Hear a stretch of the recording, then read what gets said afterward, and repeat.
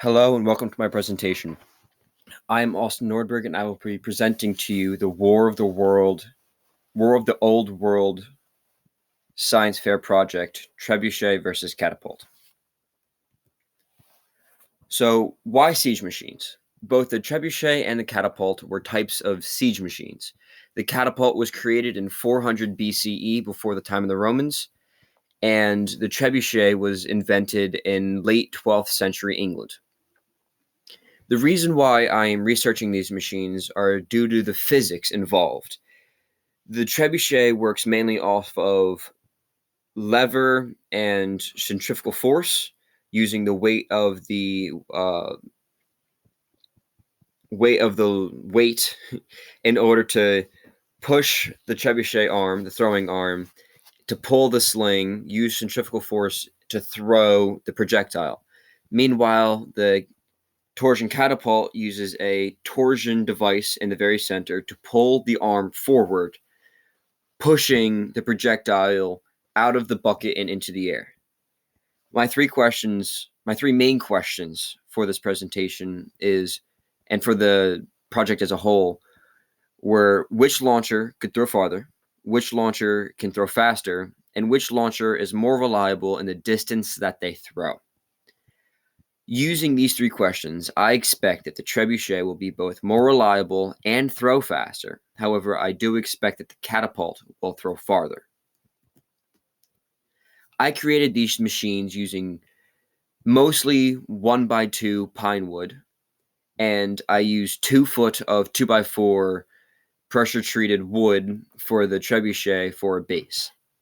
I, with supervision, used an air-powered nail gun to hold the wood together and a table saw in order to cut all of the wood. I used a combination of pre-existing blueprints, modifications, historical pictures and sites, as well as pure trial and error in order to find the best design for both the trebuchet and the catapult for distance and throwing. As you can see in the top right, that is the sling that I used for the trebuchet. The bottom right is the bucket for the torsion catapult, and on the far left, that is the triggering system for the trebuchet. The little metal pin coming out of the wood is what holds the ring in place until the projectile gets to the point where it supersedes the height of the throwing arm and has to launch the projectile for maximum distance. In the middle, detail A is a diagram of what the finger and the ring do. What the finger does is it holds the ring in place until such a point where the projectile is in maximum place for maximum distance for the projectile. Top right is a diagram of the best angle at which to throw a projectile for maximum distance. And bottom right is a basic diagram of what a torsion catapult looks like and does. This is one of the 4 tests that I did on the torsion catapult. This is in slow motion, and I don't know why there's no sound.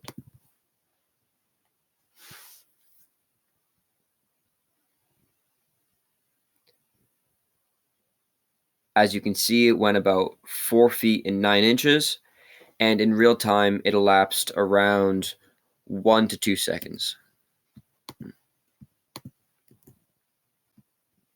And then this is one of the tests for the trebuchet.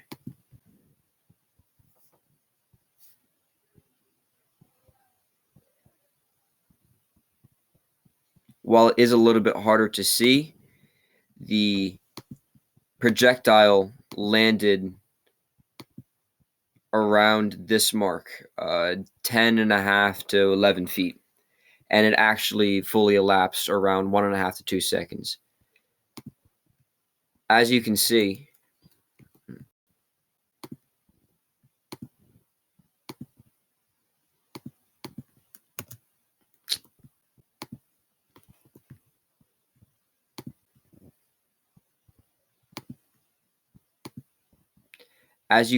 at a certain angle, when the arm pulls, the hook comes undone, swings up, and that allows the projectile to come out of the pouch in the sling and throw for maximum distance. So for the final results of the 4 main tests that I completed, the trebuchet outclassed the torsion catapult in almost everything. While the torsion catapult was slightly quicker when it came to the projectile hitting the ground, that was due to the fact that it didn't throw nearly as far. The trebuchet threw every single test over 5 feet more than the torsion catapult. On top of this, the trebuchet threw much faster, going 1 to 2 more feet per second at projectile speed. I found this due to using the distance versus the time elapsed from the time that the siege machine was fired to the time that the projectile hit the ground. There were numerous tests before this, however, those were all trial, and most of those were faulty and could not be used. What this all means and what the results mean is that the trebuchet was able to throw harder, faster, and farther. While the catapult was more consistent in the rate at which the distance at which it was thrown, it was nowhere near as powerful. Leading up to the actual tests, however, the trebuchet was much harder for me to get to work properly. The triggering system, the finger versus the hook, was very specific on how it needed to be angled, how big it needed to be, the relation between the two size-wise, and also what positioning it needed to be on the trebuchet arm in order for it to work properly and for it to work most efficiently. Most of the possible errors in this project came down to design and production flaws, whether it be incorrect measurements for the blueprints, whether it came down to improper nailing or improper cutting, or even just the smallest difference of the drill bit moved and the hole was about a few millimeters off. Most of the rest of the errors were either nullified due to it being a controlled environment or were just simply non-existent because they're both relatively simple machines. While I was originally expecting the catapult to throw farther, I was not expecting for the trebuchet to be able to be so efficient and for it to need to be so exact, whether it be with the triggering mechanism or with the weight distribution. This was most likely due to the fact that the triggering mechanism was put in the wrong spot a few times, whether the fact that it needed to be a very specific length compared to the actual trebuchet.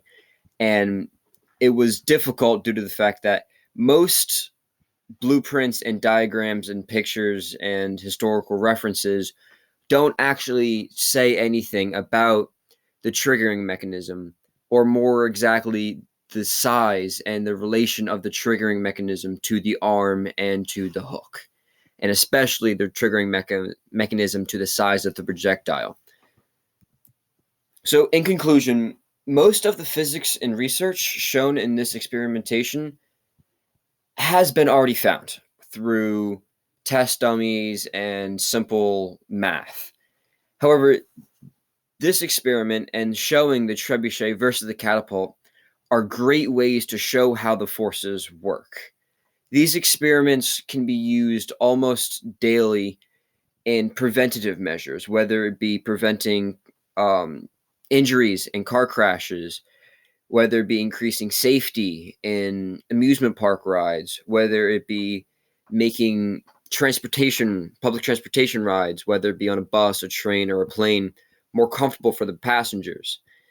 This experiment showed that centrifugal force has more effect on a projectile or person than immediate torsion or punching force, especially when it comes to throwing. My hypothesis was slightly wrong, as the trebuchet ended up being much better at throwing distance than catapult. However, it was correct in the fact that trebuchet outclassed a catapult in speed and in precision.